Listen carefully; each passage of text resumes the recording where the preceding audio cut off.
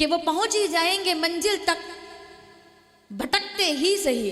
बाबा जी, वो पहुंच ही जाएंगे मंजिल तक भटकते ही सही, गुमराह तो वो लोग हैं जो घर से कभी निकले ही नहीं। तकलीफ भी होगी, पसीना भी आएगा, घर का कंफर्ट वो भी हमें थोड़ा लूज करना पड़ेगा। घर का कंफर्ट जोन से बाहर भी आएंगे। जिस समय भोजन मिलता होगा उस समय शायद यहाँ ना मिल पाए, जिस तरह का मिलता होगा उस तरह का शायद स्वाद ना मिल पाए, जितनी बार हमें हमारी व्यवहारिक जरूरतें होती है वो सब ना मिल पाए। लेकिन उसके बाद भी सबसे बड़ी बात क्या है? चेहरे पर मुस्कान और हृदय में शांति, कि जो मिल रहा है, जो प्राप्त है वो पर्याप्त है। ये भाव बनाना पड़ता है, तब जाकर के इस तरह के आयोजन होते हैं। और इस दुनिया में जगत के जंजाल से मुक्त होने का इससे बढ़िया ये देखो एक प्रैक्टिकल है कि 7 दिन के लिए आप काशी में आए, आपको यहाँ रहना है, खाना है, पीना है, इस आश्रम में कैलाश मठ में रहना है, आपको 7 दिन के लिए रहना है। लेकिन 7 दिन के बाद क्या आप स्थायी यहाँ रह पाएंगे? सबको अपने अपने घर चल हंसा उस देश जहाँ तुरे पिया बसे। फिर याद आने लगेगी, चाहे कितना भी अच्छा धाम हो सब हो, लेकिन फिर भी एक समय के बाद तो लगेगा कि भाई अब जाना है। तो फिर वो समय हो जाता है कि अब घर जाना है। ठीक है, यही तो हो रहा है, यही तो प्रैक्टिकल है। आप शायद ये समझ रहे हैं कि मैं आपके उस घर की बात कर रही हूँ। जी नहीं, 7 दिन के लिए आप कैलाश मठ में आए हैं और 7 दिन के लिए आप जगत में आए हैं, दुनिया में आए हैं, और आखिर में तो अपने घर लौट कर जाना ही है। ये शरीर का घर है, वो हमारी आत्मा का घर है, जहाँ ब्रह्म साकार महेश्वर और निराकार शिवलिंग के रूप में आदि योगी भगवान विराजे रहते हैं। तो ऐसी धरा को हम प्रणाम करते हैं। एक एक पल आप आनंद ले रहे होंगे, गंगा स्नान कर रहे होंगे, विश्वनाथ बाबा के दर्शन कर रहे होंगे। हर दिन नई है, हर सूरज नया है सुबह का। हम आप सभी के पुण्यों को आभार करते हैं। और आइए हम सब लोग मिलकर आज श्री शिव महापुराण का अद्भुत आनंद उत्सव आनंदवन में आनंद उत्सव का आनंद लेने के लिए, ये 3 आनंद हो गए यहाँ अभी। आनंदवन में आनंद उत्सव का आनंद लेने के लिए हम सब मिलकर चलें। एक बार जय जयकार करेंगे, हर हर। और आइए हम सभी लोग मिलकर शिव महापुराण के इस कथा के द्वितीय दिवस में, और जो लोग YouTube चैनल के माध्यम से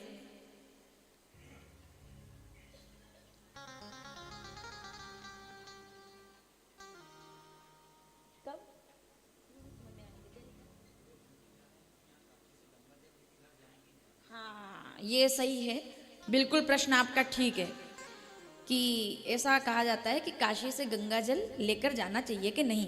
हरिद्वार से लेकर जाते हैं, प्रयाग से लेकर के जाते हैं, हर तीर्थ से लेकर जाते हैं, पर काशी से गंगा जल क्यों नहीं ले जाया जाता?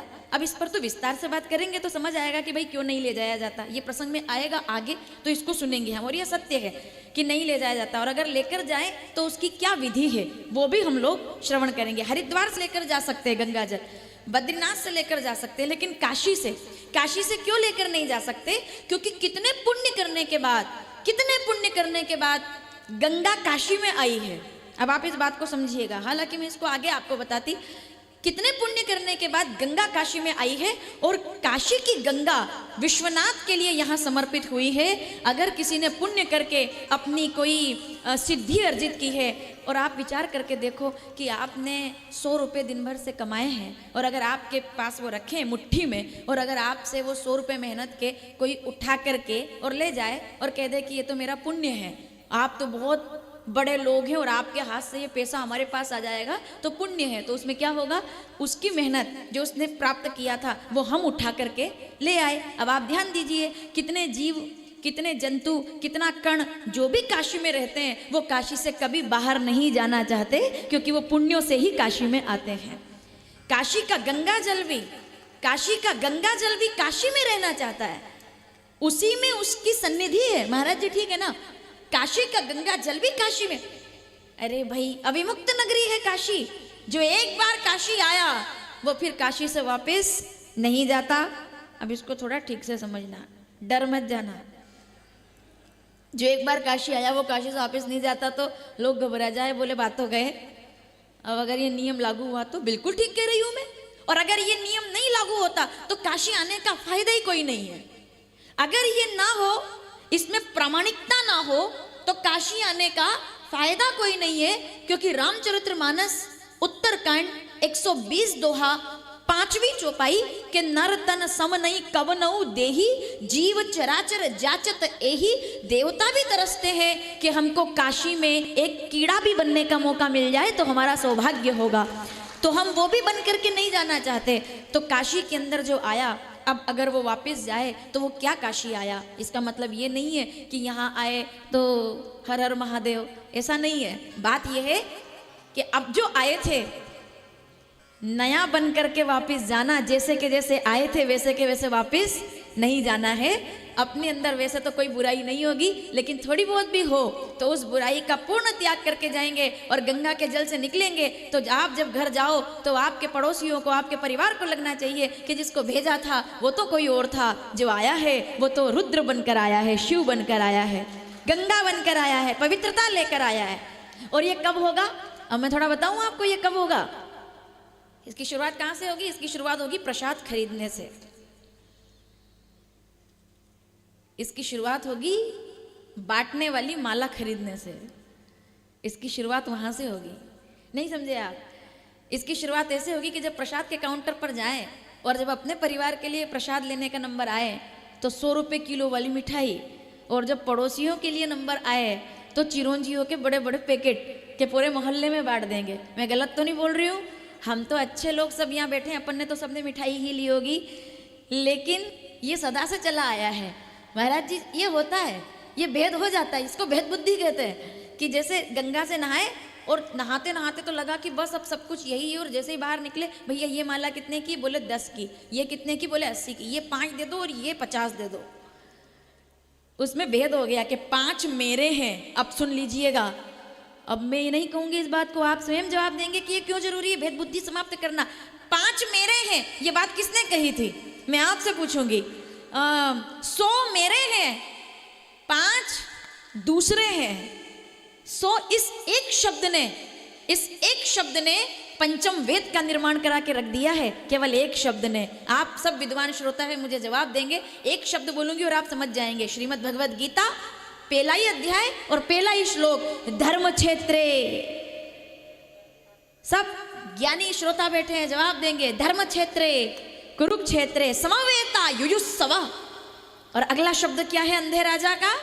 अंधा राजा इसलिए बोल रही हूं क्योंकि वाणी से समझ में आया है कि वास्तविकता में अंधा है, और यहाँ चक्षु अंधे की बात नहीं चल रही है, यहाँ मोह में अंधे की बात चल रही है। तभी तो कहा है मामका मेरे 100 पांडवाश्च, उनके 5, उनका क्या हाल है, वो युद्ध में क्या कर रहे हैं। अगर कि बूढ़े राजा ने कह दिया होता कि मेरे 100 और वो 5 नहीं, मेरे 105 बेटे क्या कर रहे हैं, तो महाभारत कभी ना होता।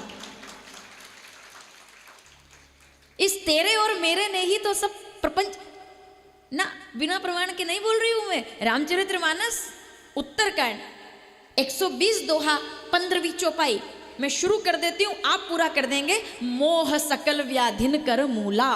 ना तो जगत में दुख है, एक बात सीधे से समझ लीजिए, न संसार में दुख है, न जगत बुरा है, न संसार बुरा है। मीरा के लिए भी वही जगत है, कबीर के लिए भी वही जगत है, तुलसीदास जी के लिए भी वही जगत है, साधुओं के लिए भी वही जगत है। हम कोई अलग जगत में नहीं रह रहे हैं। मैं भी आपकी तरह जगत में रह रही हूँ, आप भी मेरी तरह जगत में रह रहा है। बस फर्क इतना है कि संसारी जगत में रहता है, सन्यासी में जगत नहीं रहता। वो जगत में तो रहता है पर उसमें जगत नहीं रहता, उसी को मोक्ष कहते हैं। मोह से परे जो हो जाए तो फिर सन्यासी कि ना तो पाने की लालसा और ना खो जाने का डर, ये है सन्यासी के जीवन का सफर।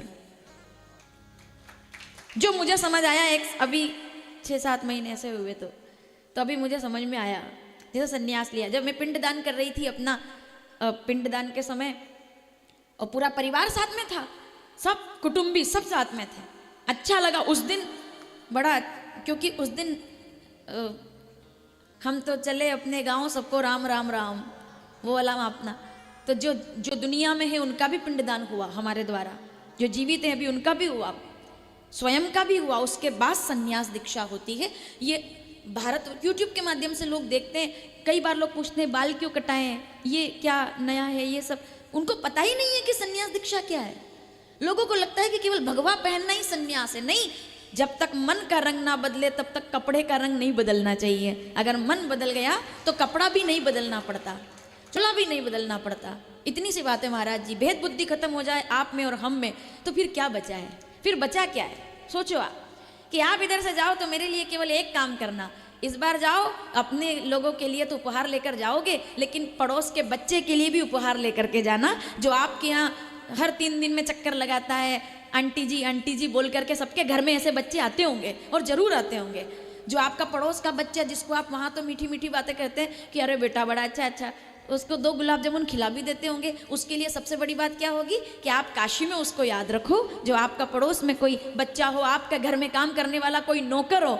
जिस दिन धामों से तीर्थों से ऐसे लोगों के लिए उपहार उठने शुरू हो जाएंगे, उस दिन तीर्थ यात्रा करना सफल हो जाएगा।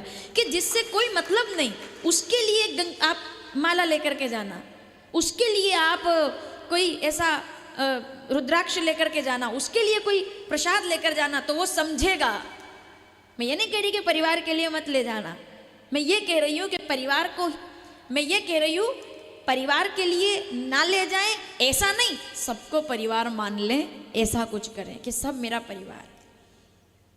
और एक बात याद रखिएगा, आए भी अकेले हैं और जाएंगे भी। मणिकर्णिका घाट पे बैठ जाओ, आपको चेतना मिल जाएगी।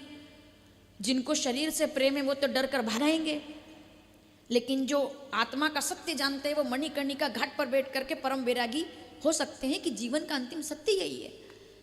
जगत कितना भी मेरा था, परिवार मेरा था, सब मेरे थे, क्यों ठुकरा दिया मारवाड़ की राजकुमारी ने? नाम भूल गई, मैं आपसे पूछूंगी और जब पूछूं तब बताना। जितने लोग सामने बैठे हैं, मारवाड़ की राजकुमारी सोने के कंगन त्याग देती है और बैठ जाती है बाबा जी मंदिर में जाकर के। महलों में पली, नाम याद करना, मैं याददाश्त मेरी कम हो जाती है 12 बजे के बाद। अभी आपका समय है, यहाँ आने के बाद मेरी याददाश्त खत्म हो जाती है। अब आप शुरू करेंगे, ठीक है? तो जो मैं भूल जाऊँ वो आप मुझे बताएंगे।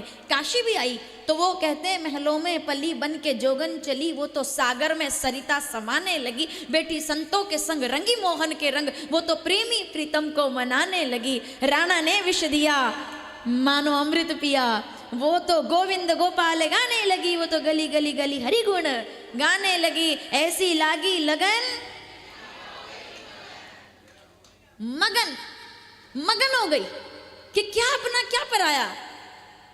जगत मुझे छोड़ दे उससे पहले मैं जगत को छोड़ दूं मानसिक रूप से, कि मुझे फर्क ही ना पड़े। जगत मुझे छोड़े उसको राग कहते हैं, मैं जगत को छोड़ दूं उसको विराग कहते हैं। मैं जगत को मन से त्याग दूं, मैं विराग कि मंजिल तो तेरी यही थी। मणिकर्णिका घाट जाओ तो ये याद रखना जो बोल रही हूँ। और मणिकर्णिका घाट केवल एक काशी में तो है ही, लेकिन हर नगर में, हर गांव में ये घाट तो हर जगह, विश्वनाथ तो हर जगह मिलेंगे। और कहीं हो ना हो शमशान तो, अरे किसी गांव में राम जी का मंदिर चाहे हो ना हो, कन्हैया ठाकुर जी हो ना हो, नरसिंह भगवान हो ना हो, वामन अवतार हो ना हो, मत्स्य भगवान हो ना हो, परशुराम भगवान का मंदिर हो ना हो, लेकिन शंकर जी का भी मंदिर नहीं हो, तब भी शमशान तो होता ही है ना। तो वही तो शिव मंदिर है, वही तो शिवालय है। जहाँ शमशान है वहाँ भोलेनाथ है। उन्होंने स्थान ही वो चुना, क्यों? क्योंकि मंजिल तो तेरी। अब देखो आप, पूरी दुनिया छोड़ करके शमशान ही क्यों? इसके पहले कि हम कथा शुरू करें, पूरा जगत छोड़कर शमशान ही क्यों? शंकर जी कहते हैं सबसे बड़ा सत्य तो यही है कि मंजिल तो, शब्द सुनिएगा, मंजिल तो तेरी यही थी, बस उम्र बीत गई यहाँ आते आते, और दुनिया वालों से आखिर तुझे क्या मिला? अपनों ने ही जला दिया जाते जाते। यही तेरे अपने हैं, यही तेरा परिवार है, तो जो जला दे वो आखिर में वो अपना है, और जो जगा दे वही आपका परम सत्य गुरु संत साधु वही होता है जो जगा दे। जो जाने से पहले जगा दे कि जागरण करो भाई, यही सत्य है। आप आंख खोल कर देखेंगे तो आपको सब कुछ अच्छा दिखेगा, आंख बंद करके देखेंगे तो सब झूठ हो जाएगा, सब कि कुछ नहीं है, कुछ भी नहीं है, सारहीन है सब। इसीलिए भोलेनाथ ने शमशान को चुना, इसीलिए भोलेनाथ ने कैलाश को चुना, क्योंकि वो, और इसीलिए हमने भी कैलाश को चुना, क्योंकि हम भी कैलाश मठ में बैठे हुए हैं। कैलाश में शिव पुराण, आप ये कोई सामान्य योग मत समझना इसको, शिव पुराण होनी थी। अब आपको बताती हूँ मैं कि मुझे यहाँ तक याद आता है, एक बार हमारा संस्था के लोग चक्कर लगाकर जा चुके हैं इधर 8-10 साल पहले, काशी में कथा करने के लिए आए थे कि काशी में कथा करेंगे। कब की बात है ये, अब मैं इसको स्पष्ट रूप से क्या कहूँ, एक तो समय भी अभी वही चल रहा है, सभी लोग लगभग शाही लगा करके बैठे हुए हैं और यहाँ भी तैयारी है। लेकिन हम काशी में उस समय कथा करने आए थे तब जब भारत राष्ट्र में तीर्थों की स्थिति उतनी अच्छी नहीं थी जितनी अच्छी अभी है। इस बात को खुलकर बोलने में कोई संकोच नहीं होना चाहिए कि आप 10 साल पहले जब तीर्थों को देखते थे तो बड़ा दुख होता था, अव्यवस्थाएं होती थी, कॉरिडोर नहीं थे, और सबसे बड़ी बात अयोध्या के अंदर रामलला नहीं थे। काशी हम जब पहले आए थे कई बार कुंज गलियों से निकले थे। आज हम देखते हैं इस बात को किसी पार्टी का विरोध नहीं, कोई समर्थन नहीं, लेकिन एक बात तो है, जो धर्म का साथ देगा जगत उसका साथ देगा, जो राम के लिए है, जो राष्ट्र के लिए है, जो धर्म के लिए।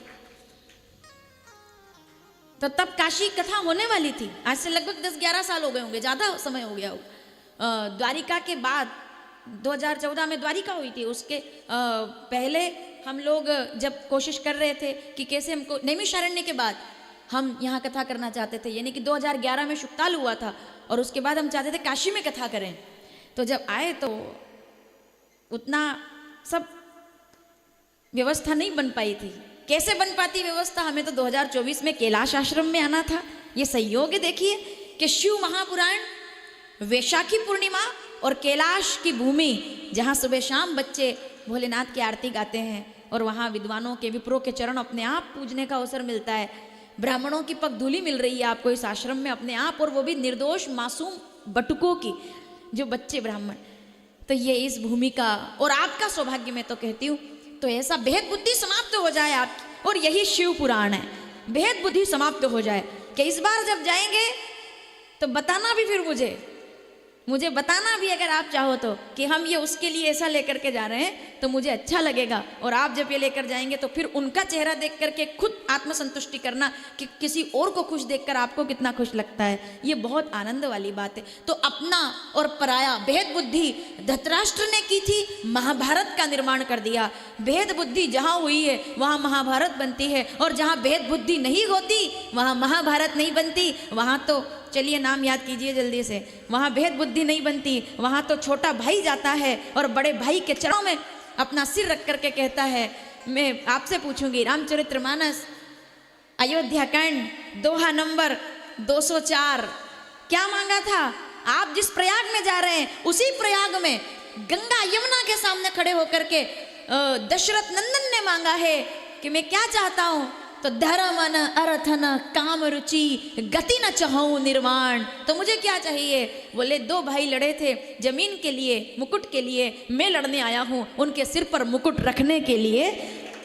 जब भेद बुद्धि होती है तो महाभारत का निर्माण होता है, और जब भेद बुद्धि नहीं होती तो चित्रकूट में श्री राम और भरत का निर्माण होता है, जगत को प्रेरणाएं मिलती है। ये एक विषय है। तो भेद बुद्धि समाप्त कर दे वही काशी है, जो आपके अंदर का शिव जगा दे वही काशी है। तो जो आपके अंदर शिव महिमा का जागरण कर दे, जैसे आए हो, फिर कहूंगी मैं, वापस आते हैं मुकाम पर कि जो आता है यहाँ वापस नहीं जाता, क्योंकि जैसा वो आता है वैसा वो वापस नहीं जाता, बदलना पड़ता है, परिवर्तन करना पड़ता है। तो ऐसे शिव महापुराण को प्रणाम करते हुए आइए हम सभी लोग मिलकर वंदना के साथ प्रारंभ करते हैं। ये तो एक विषय आ गया था, तो हम समय का वैसे भी इसमें नहीं कोई ध्यान रहता। आइए सब लोग मिलकर के वंदन करते हैं पहले बड़े भाव के साथ, क्योंकि शंकर भगवान तो सब पर कृपा करने वाले हैं, और जटाओं में उन्होंने पूरे अंतरिक्ष को समाया हुआ है। शंकर तेरी जटा में, कर ले वंदना थोड़ी सी। चलिए भोलेनाथ को मनाते हैं। देखिए साक्षात महादेव तो आप दर्शन करते ही होंगे, सुबह शाम आरती की ना, कल शाम में आनंद आया। क्या डमरू बजता है, जब लगता है कि हम कैलाश में बैठे हुए हैं, मंत्रोच्चार होता है तो लगता है कैलाश में बैठे हुए हैं। आइए हम सब लोग मिलकर और वंदन करें। शंकर तेरी जटा से बहती है गंगाधारा, गंगा त्रिशूल शूल पाणी, गंगाधर, शशिधर, नीलकंठ, ये उनके नाम है। महादेव, महेश्वर, सद्योजात, वामदेव, ईशान, तत्पुरुष, रुद्र, भैरव, हनुमान, ये सब स्वरूप मेरे दुर्वासा के रूप में कभी, तो कभी अश्वत्थामा के रूप में, तो कभी पिप्पलाद के रूप में समय समय पर प्रासंगिक शिक्षा देने के लिए जो आते हैं वही महादेव हैं। और आज हम जानेंगे कथा में कि शिवलिंग क्यों आप यहाँ दर्शन कर रहे हैं, क्यों प्रणाम कर रहे हैं, और जो शिवलिंग की आप पूजा कर रहे हैं वो शिवलिंग कौन सा है? नर्मदेश्वर महादेव, सब प्रकार के दोषों से मुक्त, सब प्रकार के किसी भी तरह से आप पूजा करें, अपने घर के अंदर ये स्वरूप रखें, उस पर आगे हम चर्चा करेंगे। आइए शंकर जी को हर हर शंकर तेरी जटा से कर्पूर गौरम। अब देखिए जरा शंकर जी का स्वरूप कैसा? गोरा। जबकि 3 गुण जब प्रकट हुए तो उसी से उत्पत्ति ऐसा स्वरूप देखा गया है कि सतोगुण मतलब नारायण, रजोगुण मतलब ब्रह्मा जी और तमोगुण मतलब रुद्र, ये स्वरूप देखा जाता है। यज्ञ की वेदी बनती है महाराज जी, तो उसमें 3 रंग हम लोग देखते हैं, लाल, सफेद और श्याम वर्ण। वो क्यों है? आप कभी यज्ञ दर्शन करेंगे 3 रंग उसमें आपको देखने को मिलेंगे। वो 3 रंग नहीं है, वो 3 गुण हैं और वो 3 देव हैं, जिसमें लाल रंग रजोगुण का प्रतीक है, सफेद रंग सतोगुण का प्रतीक है और श्याम रंग तमोगुण का प्रतीक है, यानी कि ब्रह्मा, विष्णु, महेश। लेकिन अब आप देखिए कि जब भोलेनाथ तमोगुण का प्रतीक है तो उनका रंग तो श्याम होना चाहिए, लेकिन वो तो गोरे हैं, कर्पूर गौरम, ठीक है। और जो सतोगुण के प्रतीक है नारायण भगवान, हमारे गोविंद कन्हैया, आप जब नारायण को देखेंगे तो आप उनका स्वरूप कैसा देखते हैं? वो श्याम वर्ण के नजर आते हैं, जबकि वो तो सतोगुण के प्रतीक है। फिर ये कैसे रंग भेद हो गया? शंकर जी गोरे क्यों? और जरा इतना बता दे कान मैया कि मेरा रंग काला क्यों? ऐसा क्यों? सीधी सी बात है, जिसका चिंतन करते हैं ना उस हमारा स्वरूप भी उसके जैसा हो जाता है। जो मुझे समझ में आया कि शंकर जी दिन रात नारायण का चिंतन करते हैं, इसीलिए उन्होंने उनका रंग ग्रहण कर लिया और तभी वो गोरे हो गए। और क्योंकि नारायण भगवान भोलेनाथ का चिंतन करते हैं, इसीलिए वो श्याम वर्ण के हो गए। ये रंग नहीं है, ये इन दोनों का भाव है जो आपस में बदल गया है। नाम जपते जपते, नाम लेते लेते, तो यही कृपा है शंकर तेरी जटा से। अंतरिक्ष को जिसने समेटा है वो भोलेनाथ की जटा है। सब क्रम टू क्रम चल रहा है।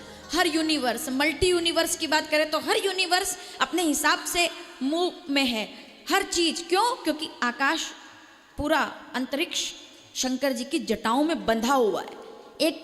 एक सुई भी, एक छोटा सा कंकर भी इधर से उधर क्यों नहीं होता, हो जाए तो सब समाप्त हो जाए। क्यों? शंकर जी ने बांधा है। आइए महादेव को प्रणाम करते हैं। हर हर।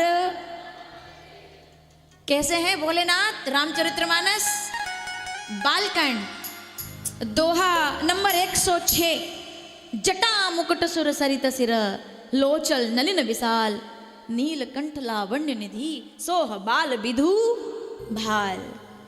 इतना सुंदर शिवलिंग का स्वरूप। एक और निवेदन है मेरा, अगर कभी बाजार जाओ, किसी को व्यवस्था मिले, मैं भूल जाती हूँ यहाँ से बोलना बाद में, एक महादेव का स्वरूप भी चित्र में अगर आए, साकार विग्रह जो होता है महादेव बैठे हुए, अगर कोई लेकर के आना चाहे तो यहाँ ला करके लगाएंगे हम इस तरफ, ताकि दोनों दर्शन हो जाए, सकल साकार के भी और शिवलिंग के भी। तो वो दोनों ध्यान मुद्रा, समझ रहे हैं आप? कोई भी एक व्यक्ति ऐसा निर्णय कर ले कि हम पोस्टर लाकर इधर लगा देंगे महादेव का, जो जटा वाले हैं, गंगा वाले हैं, वो तो उसमें क्या होगा कि जब हम व्याख्या करेंगे तो आपको दर्शन करने में और वो उसमें दिक्कत नहीं आई। तो आइए हम प्रणाम करें। नीलकंठ लावण्य निधि। ओहो, सबसे बड़ी बात तो ये है, नीलकंठ लावण्य निधि। आप समझे नहीं? नीला गला है जहर से भरा हुआ, तो भी सुंदरता की खान है, उनको महादेव कहते हैं। कि जहर से भी जो सुंदर लग रहा है वही हमारे महादेव है।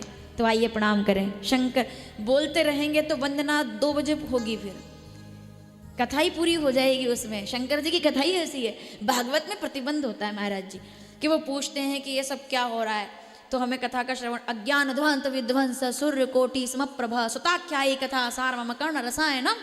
तो वो कहते हैं कि चिंतामणिर्लोक सुख, भागवत पहला अध्याय महत्व 8वां श्लोक, कि चिंतामणिर्लोक सुख सुरद्रु स्वर्ग संप्रदम प्रच्छितो गुरु प्रीतो वैकुंठ योगी दुर्लभम।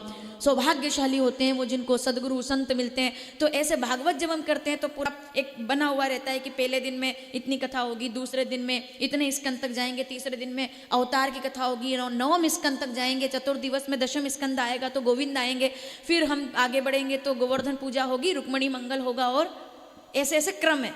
शिव पुराण में कोई क्रम नहीं है, आप केवल शिव पर 7 दिन चर्चा कर दो, पुराण तो बाद में बात करो आप, वो नाम है शिव।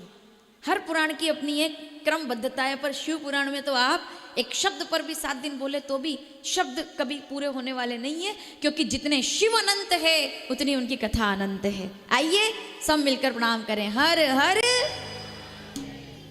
शंकर तेरी जटा से, क्या स्वरूप है, वाह।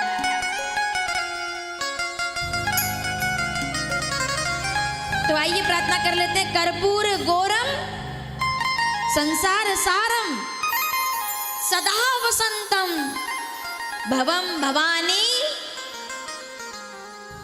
महादेव के चरणों में।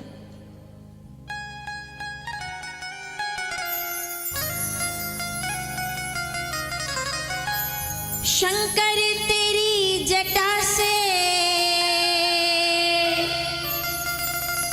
बहती है गंग धारा, आप भी गाइएगा।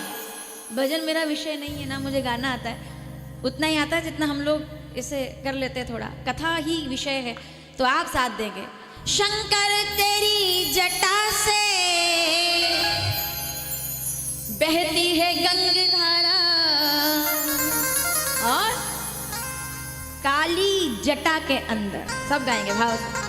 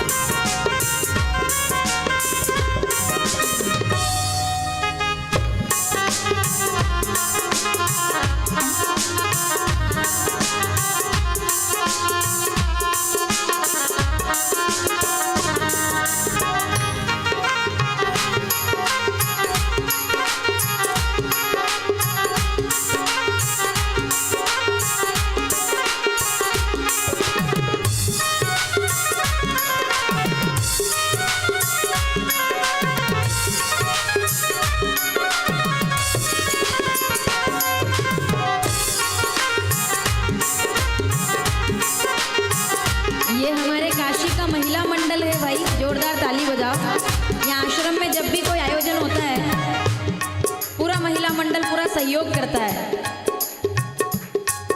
आभार है।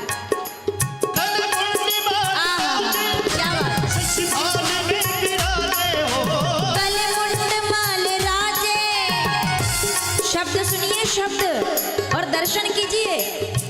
कैसे बोले ना, गले मुंड माल राजे, शशि भाल में विराजे। गले मुंड माल राजे, शशि भाल में विराजे।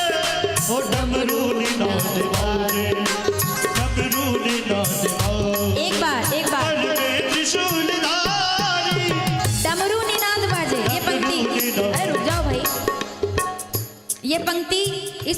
हाथ उठेंगे। जब उन्होंने डमरू बजाया तो हम भी बजाएंगे, ठीक है? जरा दोनों हाथ उठाकर, कैसे? अब गाओ।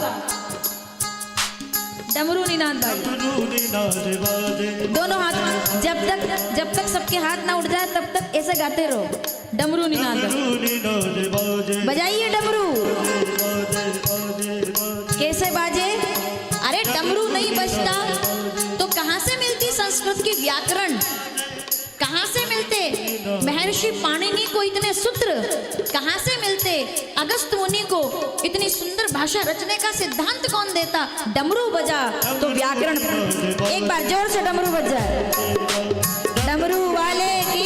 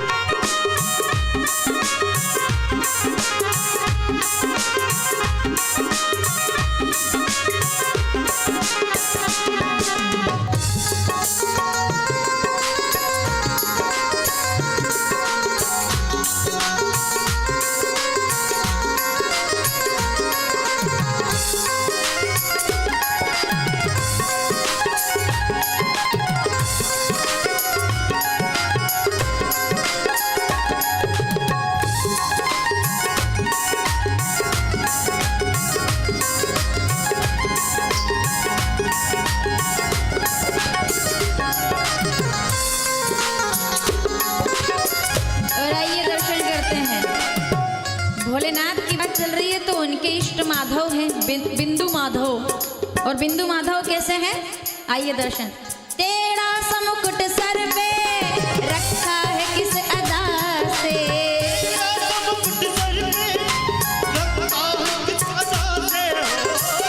अरे भैया भूमिका बदल गई है, भूमिका बदल गई है। अब तक हर हर महादेव बोल रहे थे, अब बोलना पड़ेगा राधे राधे।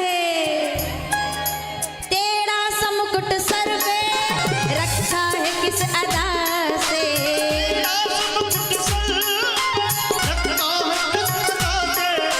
करुणा बरस रही है, करुणा भरी निगाह से, करुणा बरस रही है, करुणा भरी निगाह से। ओ इन दोनों में सज के, इन दोनों में सज के, इन दोनों में फूलों में सज रहे हैं श्री वृंदावन बिहारी, फूलों में सज रहे हैं, फूलों में सज रहे हैं श्री वृंदावन बिहारी, श्री वृंदावन बिहारी, फूलों में सज रहे हैं। कैसे बिहारी? कन्हैया जैसे। राधा तू बड़ भागिनी, राधा तू बड़ भागिनी, और कौन तपस्या की, तीन लोग तारज कर सो तेरे आधे।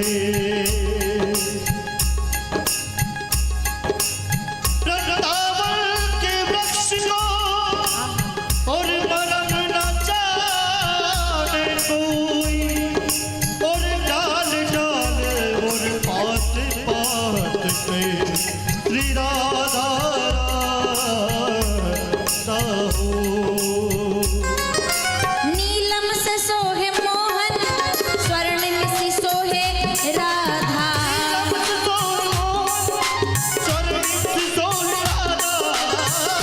कौन है राधा? राधा कौन? साक्षात शंकर भगवान ही तो राधा स्वरूप है, इसीलिए तो गोविंद को इतने प्यारे हैं। नीलम से सोहे मोहन,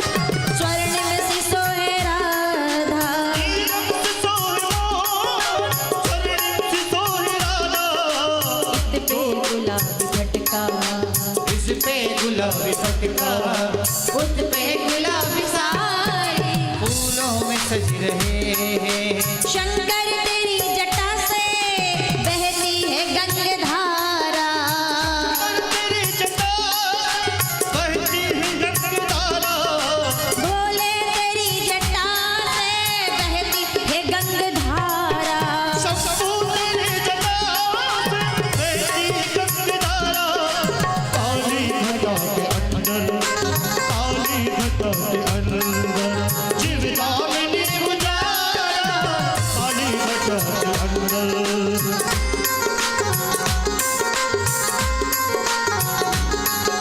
शंभू तेरी जटा से, शंकर तेरी जटा। शंकर भगवान की, इसको हरिहर वंदना कहते हैं कि एक ही वंदना में दोनों की एक साथ श्रेष्ठता और उनके गुण गा दिए जाए।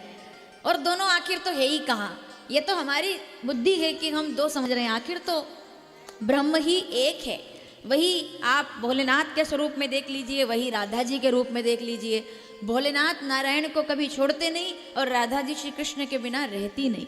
सांसारिक लौकिक दृष्टि से वो एक नारी के रूप में है, लेकिन मेरी दृष्टि में और शास्त्रों की दृष्टि में श्री राधा माधव की चेतना के रूप में है, जो कोई एक रूप कभी नहीं हो सकता। चेतना तो विस्तार में होती है, विशाल होती है।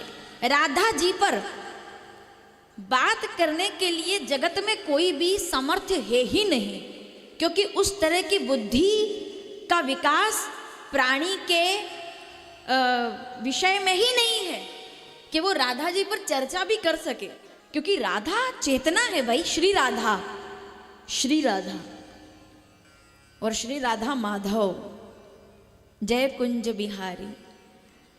तो वही एक रास्ता जब आ जाती है हमारे अंदर, तो हम सबको एक चेतना के रूप में, अरे भाई सीधी सी बात है, मिट्टी का भी दीपक है, पीतल का भी दीपक है, तांबे का भी दीपक ही कहलाएगा। नाम थोड़ी बदल जाएंगे। अगर आप ये देख रहे हैं, आप ये दीपक दिख रहे हैं ना आपको, ये जो डेकोरेशन में है इधर, ये भी दीपक है, द्वीप है, दिख रहा है? ये दीपक का स्वरूप है, ज्योति है ऊपर, और ये आप जो देख रहे हैं ये डेकोरेशन में है ना, ये भी दीपक ही कहलाएंगे। मिट्टी का भी दीपक ही कहलाएगा, पीतल का भी दीपक ही कहलाएगा। क्यों? क्योंकि ज्योति सब में समान है, आधार उसका बदला है, तेज नहीं बदला।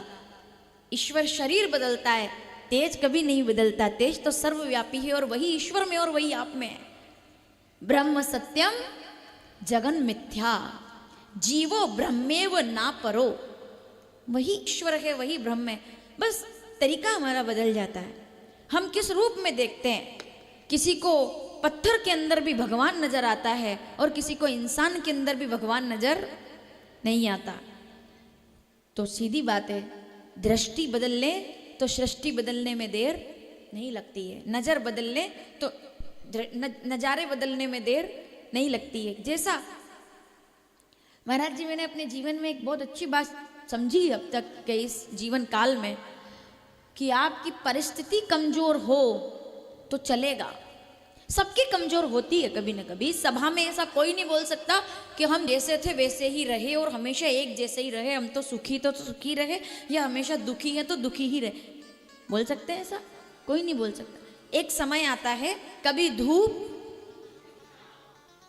मौसम देख रहे हो काशी का, बादल देख करके सोचा कि चलो दर्शन करके आ जाएं, ठंडा ही है। हुआ है ऐसा क्या कि मौसम देख करके निकल गए कि चलो बढ़िया ठंडा ही है, घूम के आएंगे, और जैसे ही एक चौराहा क्रॉस किया, तेज धूप और फिर टपका पसीना। ये हुआ है, ये होगा, क्योंकि कभी धूप तो कभी छाँव, सुख दुख दोनों रहते जिसमें जीवन है वो, जिसमें दोनों रहते हैं। किसी के लिए ऐसी सुविधा नहीं है यहाँ, मतलब संतों के लिए भी नहीं, साधु के लिए भी नहीं, सबके लिए परिस्थितियां बदलती है। अरे आप ईश्वर के लिए भी परिस्थितियां बदलती हैं। याद कीजिए बेटा, कल तुमको हमने बस निर्णय कर लिया है, सब खुश हैं, सब प्रसन्न हैं, और कल ये पूरी नगर के तुम राजा बन जाओगे। हुआ था ऐसा, ये हुआ है। और अगले दिन सुबह सुबह बुला करके वही जवाब दिया गया, बेटा पिताजी भी वही, बेटे भी वही, नगर भी वही, सब कुछ वही। फिर क्या बदल गया? एक रात में क्या बदला? एक रात में परिस्थिति बदल गई। तो किसी ने पूछा राम जी से, याद है ना आपको? रामचरितमानस अयोध्या कांड दोहा नंबर 12-13। नाम मंथरा मंदमती चेरी के कई केरी अजस पुटारी ताही करी गई। राम कथा में हम सुनते। तो राम जी से किसी ने पूछा कि इधर तो पूरी परिस्थिति बदल गई, फिर भी मुस्कुरा रहे हो, क्या बात है? ऐसा कौन कर सकता है? अरे भाई, आपको कोई बोल दे कि ये वाला मकान तुमको दिया जाएगा, ये वाला मकान जेठानी को दिया जाएगा, ये देवरानी को दिया जाएगा, और अचानक से चाबी देते समय बदल दिया जाए कि नहीं ये तुमको नहीं मिलेगा, तुम एक काम करो कमरा किराए से लो, क्या होगा?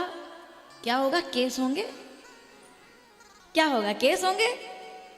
तो राम जी से पूछा किसी ने, जवाब सुनिएगा आप जितने लोग यहाँ उपस्थित हैं, और राम जी जवाब दे उसके पहले गीता जवाब दे रही है। श्रीमद् भगवद गीता 6 अध्याय 7वां श्लोक। गीता पढ़िए आप, हर सवाल का प्रश्न का, हर प्रश्न का जवाब है। जितात्मना प्रशांतस्य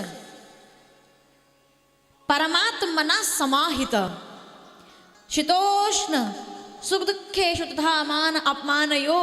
क्या जवाब दिया है गीता ने? राम जी कहते हैं, किसी ने, सब भले ही लोग थोड़ी होंगे, सब तरह के लोग सब जगह रहते हैं। जब इतनी बड़ी अयोध्या में मंथरा को जगह मिल गई, सोचो, सब अच्छे ही अच्छे, इतने अच्छों में भी वो घुस गई कहीं से। और हर परिवार में, अपने में नहीं, अपन तो सब अच्छे लोग हैं। इधर इधर ताली बजा रहे हो, यूट्यूब लाइव देख रहे हैं घर वाले, वो माला का ऑर्डर देकर बैठे हैं कि तीर्थ यात्रा करके आएंगे तो माला पिनाएंगे। इधर आप इस बात पे ताली बजाओगे, माला कैंसिल। समझो बात को आप, मन में जो भी है दिखाना नहीं है। नहीं, ऐसा एक विनोद की बात है, लेकिन ये हो जाता है जो मैं बोलना चाह रही हूँ, आप इस बात को समझिएगा। हर घर में एक न एक मंथरा, हमारे यहाँ नहीं, फिर वही बात है, फिर कह रही हूँ, अपने यहाँ नहीं है, ये बीच में बोलो कि होती है, हमारे यहाँ नहीं है, और ये कैमरे की तरफ देख के बोलो कि होती है, लेकिन हम आपके बारे में बात नहीं कर रहे हैं, ठीक है? हर घर में एक मंथरा। अब मंथरा का मतलब ये नहीं है कि कोई वो ऐसे ऐसे आप ऐसा कोई सोच लो तो फिर वो गलत अर्थ हो जाए। मंथरा किसको कहते हैं? नाम मंथरा मंदमती, मंदमती को मंथरा कहते हैं, जो छोटी छोटी बात पर भड़क जाए और जो कोई बात करने से पहले 2 मिनट पहले सोचे नहीं कि इस बात का क्या परिणाम हो सकता है, इससे कहाँ क्या किसी का दिल दर्द दुख सकता है, या किसी को कोई तकलीफ हो सकती है नाम मंथरा में, या इससे घर टूट सकता है, या मेरे एक वाक्य से मेरे जीवन के अंदर कोई नकारात्मकता आ सकती है, किसी भी तरह की। जो इस बात पर विचार ना करे वही बुद्धि मंथरा कहलाती है, जो मंदमती है, जिसके पास विराट हृदय नहीं है, जिसमें समझने की क्षमता ज्यादा नहीं है। नाम मंथरा मंदमती। अयोध्या में सोचो आप, किसी ने सोचा था कि मंथरा अंदर बैठी है? बाहर से भी नहीं, अंदर बैठी है, और बिल्कुल एकदम अंदर जहां कोई नहीं जाता, कैकई के भवन में। आगे कहती है, बोले राम जी को वनवास मिल गया। अब उसके लिए तो आपको आगे कहीं राम कथा सुननी पड़े। को वनवास हो गया तो वो राम जी से कहा, सब तरह के लोग होते, उन्होंने कहा आप तो राजा बनने वाले थे, कल हमने देखा आपको तो आप मुस्कुरा रहे थे, पर आज तो आप वनवासी बन रहे हो।